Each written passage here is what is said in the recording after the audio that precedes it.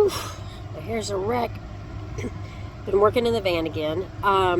So just to remind you, I have a 1995 Roadtrek Popular 210.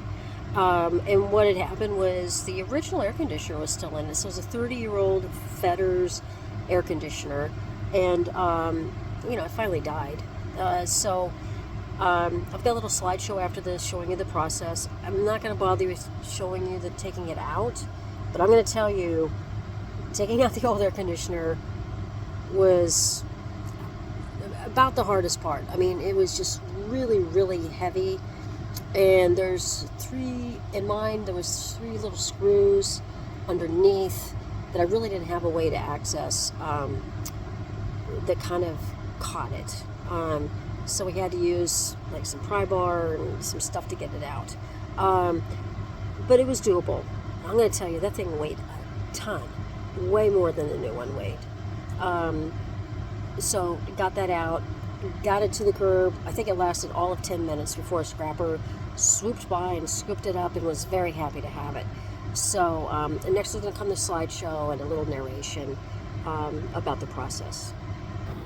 Oh, just another thing to remember too. Of course, I did this at my bestie's house, and she lets me use her driveway for projects and things like that. She's got every tool on the planet. So this was done by two women in their 60s.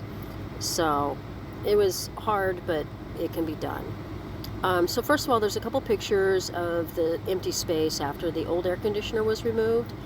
It had so much dirt and dust. It was crazy how much it had.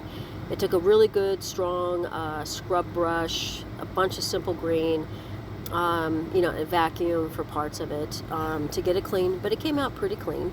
There's that, metal underlying area there, to help with the drip and condensation. So it cleaned up pretty good. You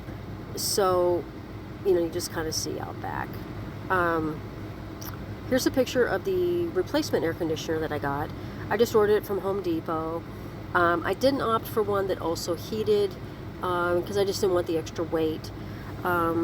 This does come with a remote control. I don't know if I'll ever use it, but it has that option for it. It's pretty energy efficient. I also didn't opt for the heater because I do have a propane heater in a furnace in my Roadtrek. So after I cleaned it out, I did find there was like a little lip right by the fins at the back that actually still had a bunch of gunk. So after I vacuumed and cleaned that out, I also realized there's a bunch of ancient caulking, so I redid that caulking at the back too. Next, I realized that the pass-through for the power cord was too small. I actually, held the new cord up there, and I just used one of those all-in-one tools and just made a little cutout in the bottom to fit it through, and you can see the plug passing through easily with that little easy peasy fix. When you go to do this, do remember that there is an electrical cord for that socket in the cupboard, so just be careful that you don't accidentally cut that.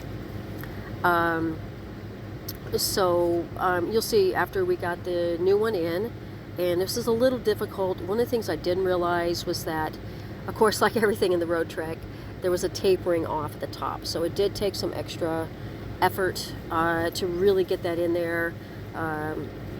It was a little difficult. It did take the both of us pushing it, but we did get that in there. But then, since this one unit was a little bit smaller than the previous one, we took this foam insulating that was originally, I believe, used for plumbing, like a plumbing pipe insulator. And we just placed it all around with a little bit of adhesive, just to keep the critters and the bugs out, but also, to keep the warm air out. And it really did finish it off real nicely and just gave me a bit more insulation and a little less pass-through.